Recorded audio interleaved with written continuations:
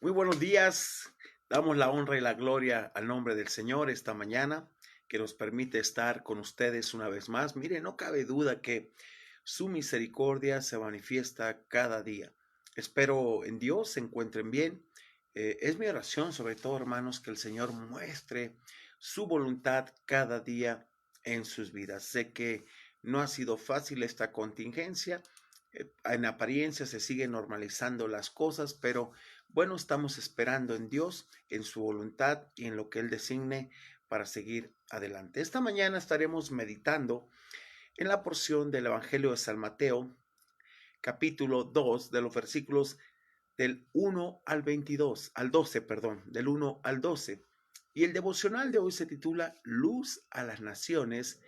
Llegan los magos del Oriente. Es interesante cómo Dios reveló a muchas personas dando a conocer el nacimiento de nuestro Salvador Jesucristo.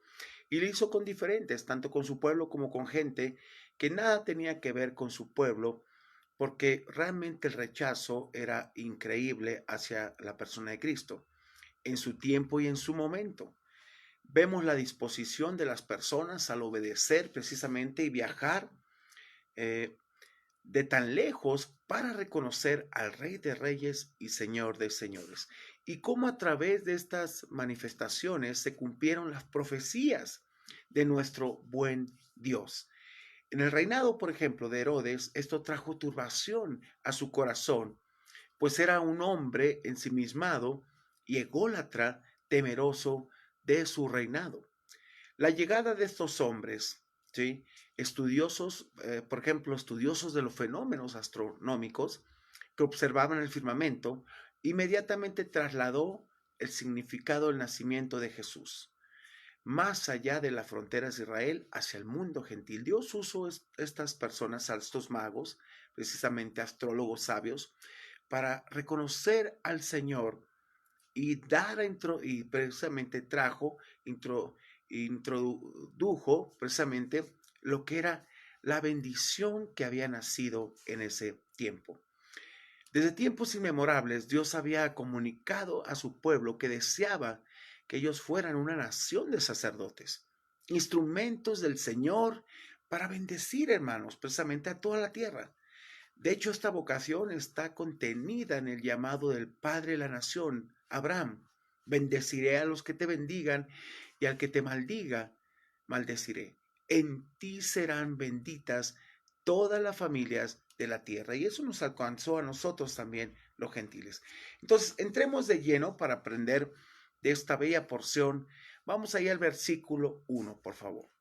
Dice, cuando Jesús nació en Belén de Judea en días de rey Herodes, vinieron del oriente a Jerusalén unos magos. Mire, la tradición siempre nos dice que fueron tres por el ofrecimiento de los regalos, oro, incienso y mira, pero la Biblia no dice que fueron tres, no se sabe realmente. Y precisamente aunque todos los expertos coinciden en la fecha, no han concedido, más bien coinciden en la fecha en que llegaron los magos del oriente, parece ser que fue algún tiempo después del nacimiento de Jesús, precisamente porque el niño, María y José, aunque seguían en Belén, ahora estaban ya en una casa, lo que vamos a ver ahí en el versículo 11, en ese sentido. A Jesús se le llama niño y no bebé recién nacido. Versículo 2, por favor. Diciendo, fíjense, van a Herodes y le preguntan, ¿dónde está el rey de los judíos que ha nacido? Para ellos fue algo que turbó sus corazones, porque su estrella hemos visto en el oriente y venimos a adorarle. Qué disposición de estos hombres, ¿no? De obedecer, de ver estas señales y de querer conocer al Rey de Reyes y que vienen de un plano prácticamente gentil, no judíos. Y es interesante, hermanos, cómo Dios usa estos medios para darse a conocer.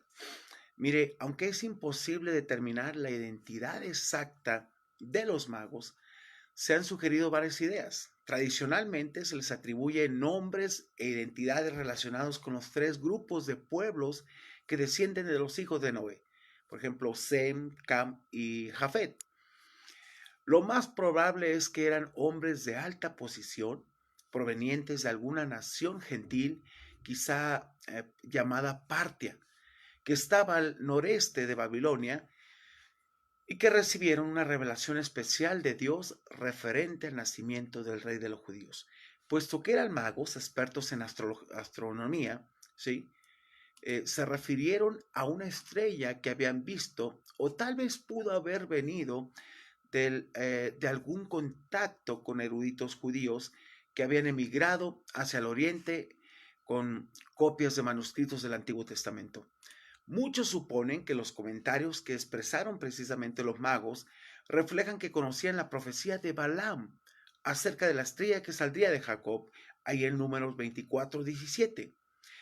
Cualquiera que hubiera sido la fuente, hermanos, ellos venían a Jerusalén a adorar al recién nacido rey de los judíos. De acuerdo con la tradición, 3 magos hicieron el viaje a Belén, pero la Biblia no dice cuántos era, la verdad. Las personas piensan y deducen, como lo había dicho, que fueron 3 por los regalos que ofrecieron a Jesús: oro, incienso y mirra. Pero la Biblia no lo menciona así. Versículos de 3 al 8, por favor, dice: oyendo esto Herodes, fíjese, es interesante esta parte, el rey Herodes se turbó y todo Jerusalén con él. No habían esperado esto, como yo lo decía ayer, eran 400 años de silencio en el cual Dios irrumpe. Ayer vimos cómo Dios se manifestó a través de los pastores, ahora se manifiesta a través de estos magos. Y fíjense, no sorprende el hecho de que el rey Herodes se turbó cuando llegaron a Jerusalén buscando al rey de los judíos que ha nacido, ahí en el versículo 2. Herodes no era legítimo en cuanto a su reinado, no descendía de la línea de David. De hecho, ni siquiera era descendiente de Jacob, sino de su hermano Saúl. Por lo tanto, era edomita. Precisamente reinó sobre Palestina desde el 37 a.C. hasta el año 4 a.C. Herodes el Grande y sus descendientes. Este hecho fue la causa de que muchos judíos lo odiaran, por ejemplo, a él, porque no venía de una descendencia, un linaje escogido, y nunca lo aceptaron verdaderamente como rey, a pesar de que hizo mucho por la nación, pero no lo aceptaron por su descendencia. Si alguien había nacido legítimamente rey, entonces el trabajo de Herodes peligraba. Por eso se turbó su corazón. Por esta razón llama a los eruditos y judíos y convocados y inquirió de ellos dónde había de nacer Cristo el Mesías. Versículo 4 dice: y convocados todos los principales sacerdotes y los escribas del pueblo, les preguntó dónde había de nacer. Estaba turbado su corazón. Versículo 5 dice: ellos le dijeron, en Belén, porque así está escrito por el profeta, que nacería en Belén. Versículo 6 dice: y tú, Belén, de la tierra de Judá, no eres la más pequeña entre los príncipes de Judá, porque de ti saldrá un guiador que apacentará a mi pueblo Israel.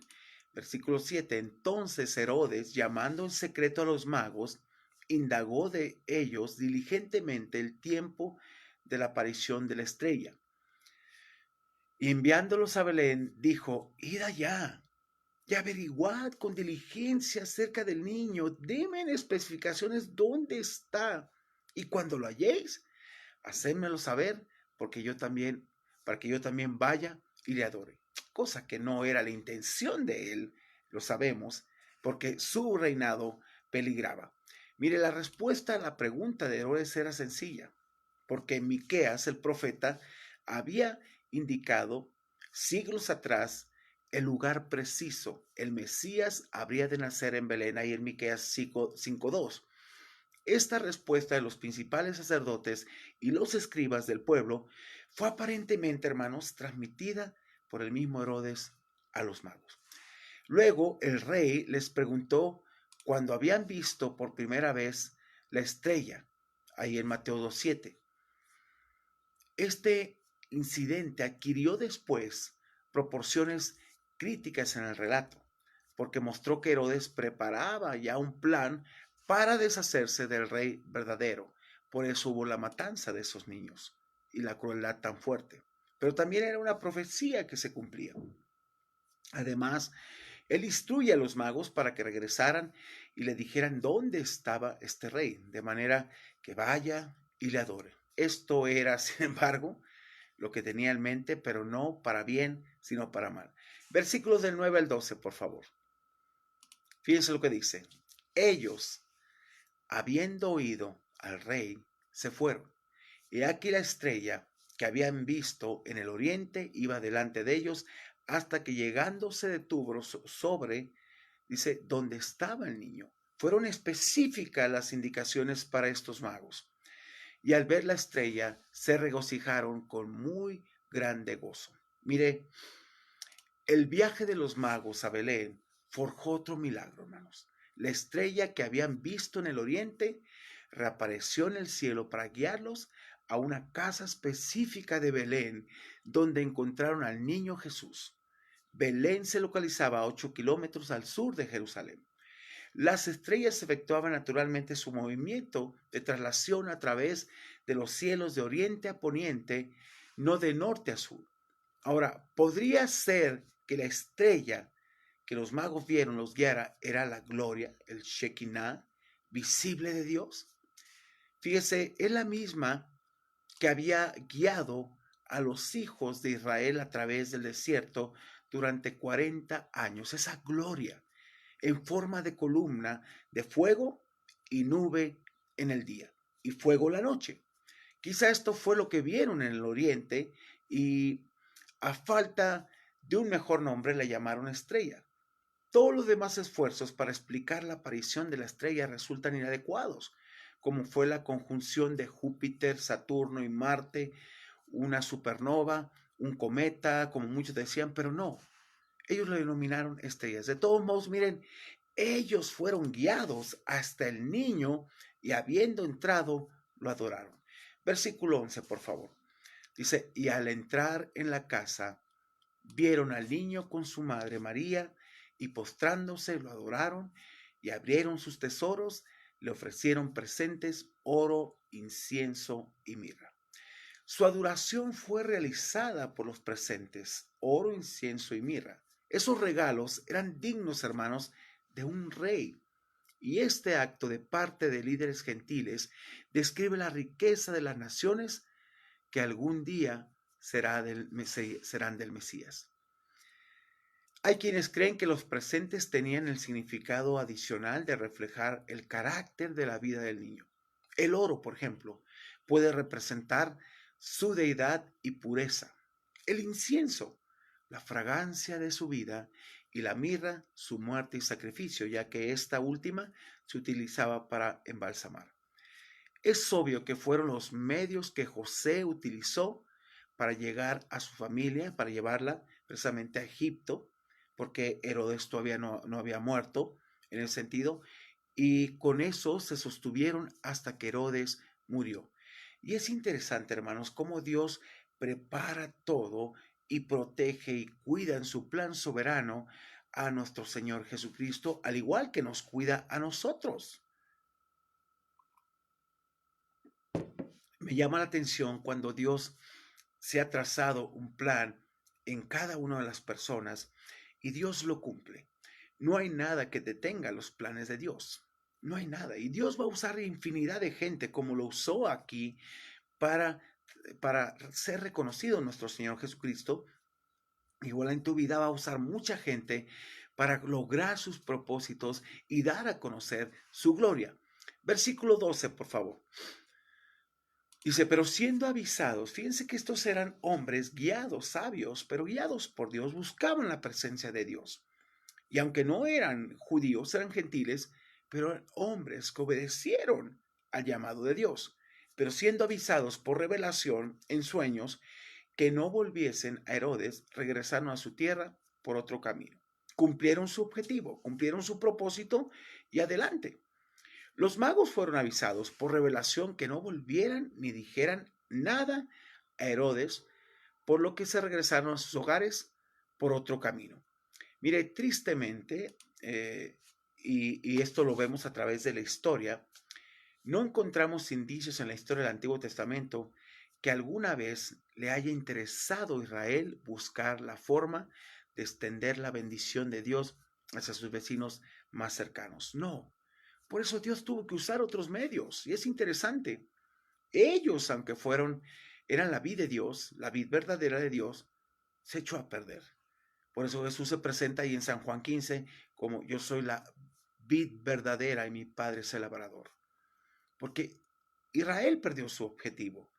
Entonces Dios tiene que usar otros medios cuando no quiere su pueblo relacionarse. Pero es triste que es verdad que no se haya un interés de parte de Israel por darle gloria a Dios en ningún momento. Mire, no cabe duda que el Señor, a pesar de las indiferencias de su pueblo, siempre ha sabido cuál es el medio ideal y particular para moverse entre las naciones a fin de dar a conocer las bondades de su corazón. El relato de Mateo es llamativo porque muestra a un grupo de hombres que, sin la herencia religiosa, escuche, de los judíos, tuvo en manos cómo descubrir que el Mesías había nacido. No se nos provee ningún tipo de detalle acerca de la forma en que apareció este astro, ni cómo interpretaron su significado. No basta con saber que el firmamento, fíjese, y eso es importante, que nos baste esto, saber que el firmamento proclama la existencia de Dios, pero solamente, fíjese esto, me encantó, lo perciben aquellos con ojos para verlo y que quieran reconocer la grandeza de Dios.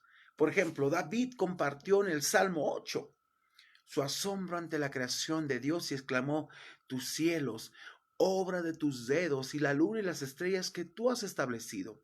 En el Salmo 19 declara: los cielos proclaman la gloria de Dios y la expansión anuncia las obras de tu mano.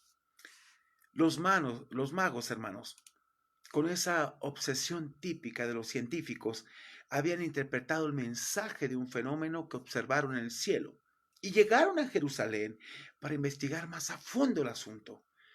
Aún no teniendo mensajeros dispuestos a ir a los gentiles, Dios estaba moviendo en medio de ellos y dando a conocer su intención de incluir a los gentiles en la salvación que empezaba primero en la casa de Israel. Para este fin, Él se servirá de medios que quiera. Así de sencillo. Dios va a utilizar todos los medios para alcanzar a las personas. Ya lo vimos que en Abraham serían benditas todas las naciones, todas las familias, y eso nos alcanzó a nosotros. Mire, Dios siempre cumplirá, hermanos, sus propósitos en este mundo, usando y moviéndose por el medio que Él crea que dará gloria a su nombre. Qué importante es comprender esto, que Dios nos da la oportunidad de ser usados para la alabanza de la gloria de su nombre, y como seres humanos debemos estar dispuestos y con un corazón receptivo para escuchar su voz. Dios ha querido usar tu vida desde hace mucho tiempo. La pregunta es, ¿qué tan dispuesto estás para cumplirla? Muchos en la iglesia son simplemente oyentes, hermanos, y no te puedes quedar como un oyente. Tienes que cumplir el propósito de Dios. No solamente es el hecho de alimentarte, tienes que crecer en las cosas de Dios, tienes que saber cuál es la buena voluntad de Dios, que es agradable y perfecta. El domingo lo veíamos precisamente en nuestro tema, la serie La voluntad de Dios, lo mejor de Dios para ti. Pero muchos queremos quedarnos en la comodidad del hogar y que solamente Dios actúe y nosotros no actuar. Tenemos que actuar por lo que Dios está haciendo. Filipenses 2:13, me encanta ese pasaje, dice, porque Dios es el que en vosotros produce tanto el querer como el hacer por su buena voluntad y debido a esa vida que tenemos. Otra pregunta que surge: ¿necesitas una manifestación de esta magnitud para poder creer y obedecer a Dios? Si has conocido al Señor, debes estar involucrado en su obra. Hay gente que tiene años en los caminos del Señor, pero no se involucra en nada, hermanos, en nada. Y por ende ni crecen, ni Dios se va a revelar a ellos en ningún sentido, aunque lean la Biblia, no se levante a dar, porque no quieren obedecer. ¿Sabe? Es mi oración que cada uno de nosotros obedezcamos y busquemos adorar a Dios cada día en las oportunidades que Él nos ponga. Definitivamente. Yo siempre digo a la gente es que, ¿cuántos años tienes en el Señor? Mire, y no son los años los que te llevan a la madurez, es el conocimiento aplicado lo que te ayuda a madurar y a conocer más a ese Dios de amor, Dios con un corazón grande y pleno para tu vida y para mi vida. Estamos viviendo tiempos difíciles y lo he dicho mucho y lo remarco, hermanos. ¿Por qué? Porque mucha gente solamente quiere escuchar lo agradable a sus oídos. El domingo yo le decía a los hermanos de la aplicación una parte de lo que le reclaman a Moisés ahí en Éxodo. Cuando dice, bueno, ¿está Dios con nosotros o no? Que se defina, como diciendo que se defina si va a estar. Claro que estaba. Los que no estaban con él era Israel. Los que no disponían su corazón a servir a Dios y sobre todo con sinceridad, amor y entrega eran ellos. Y se perdieron de tantas cosas. Dios manifestó su gloria. Pudieron rendirse, decir, estamos seguros en Dios. Sin embargo, no lo hicieron. Y hermanos, hoy tenemos nosotros una oportunidad increíble de conocer ese poder, esa gloria, pero es cuestión de que tú la quieras. Por eso Dios utilizó, hermanos, fíjense, es interesante, a estos magos gentiles para venir a adorar de tan lejos a nuestro Señor Jesucristo y reconocerlo. Cuando nosotros tendríamos que hacer eso, cuando los judíos tendrían que hacer eso, pero le rechazaron.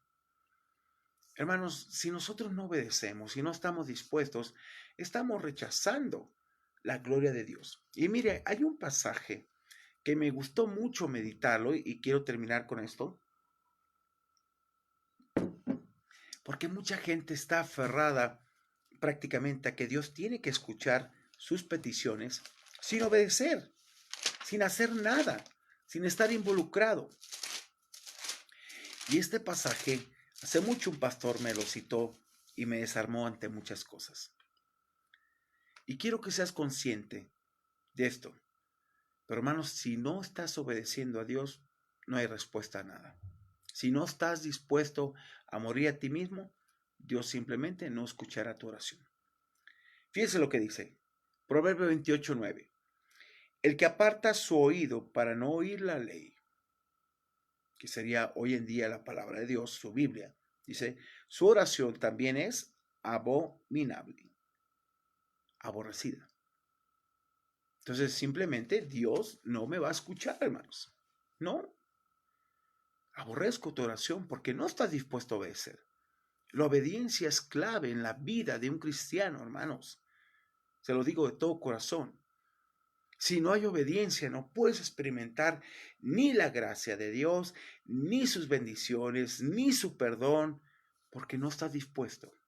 Es como si una persona dice, estoy arrepentido, pero vuelve a lo mismo, a lo mismo, a lo mismo. No está arrepentido, está remordido. Entonces, entendamos esto. Dios quiere usarnos para la alabanza de su gloria. Le dijo a Pablo a Timoteo, si te limpias de estas cosas, serás instrumento útil para la gloria de Dios. Y es verdad, hermanos. Dios quiere usar su vida.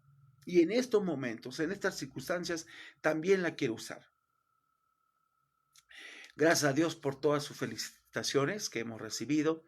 Hoy cumplimos mi esposa y yo 15 años de matrimonio en el cual Dios le doy la honra y la gloria porque Dios ha sido nuestro centro principal de nuestra vida. Yo entendí esto, hermano, que si yo no obedecía en mi matrimonio, iba a fracasar.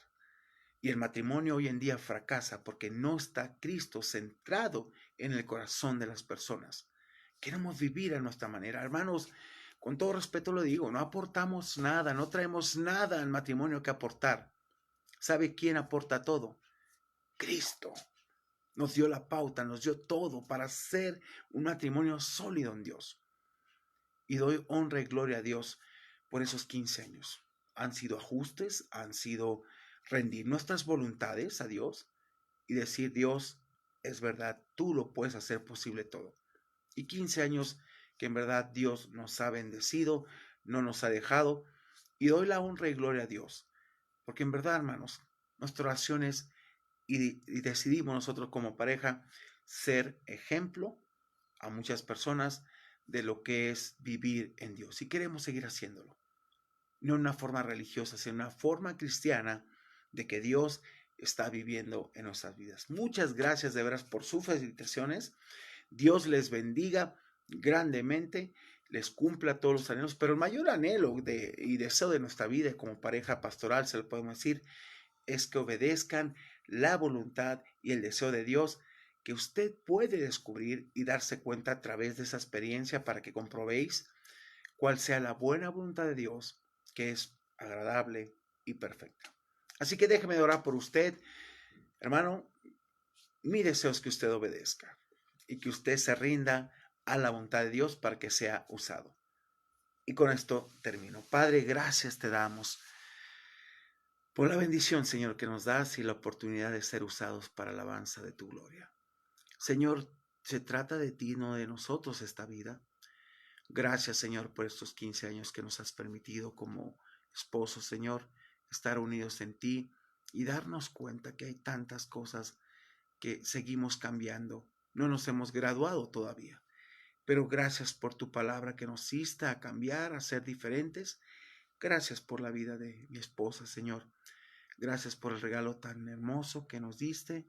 En ella estos dos niños preciosos, Caleb y Aram, Señor, bendícelos, úsalos para la alabanza de tu gloria. Ellos son tus instrumentos, son tus hijos.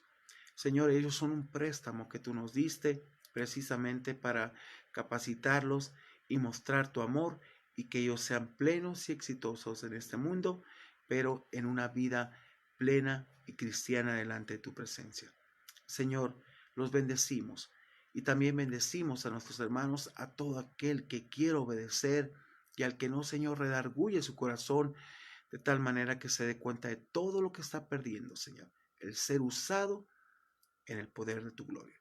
Así que gracias por este tiempo, te bendecimos y te pedimos que nos ayudes a disfrutar este tiempo tan especial. En el nombre de Jesús, amén y amén. Mis hermanos, que Dios les bendiga, nos vemos mañana con un devocional más, va a estar muy interesante y seguimos con esta serie, precisamente Dios en sandalias, encuentros transformadores con el verbo hecho carne. Que Dios te bendiga. Nos vemos el día de mañana.